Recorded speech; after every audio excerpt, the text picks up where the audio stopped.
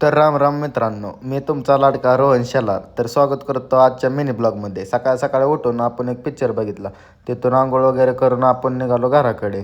पुण्यावरून जाताना इतकं भयंकर असं ट्रॅफिक लागलं. भावाला म्हणलं बाहेरच्या मार्गे जाऊन दे. मग त्याने बाहेरून गाडी घेतली. त्याने कुठल्या मार्गे नेलं ते मला पण नाही समजलं. डायरेक्ट देवया घाटात नेलं. देवया घाटात बघू शकता तुम्ही, रोडचं काम चालू होतं व आम्ही वरती थोड्या वेळ फोटो काढण्यासाठी थांबलो होतो. तर बघू शकता आपला दिव्या घाट कसा दिसतोय.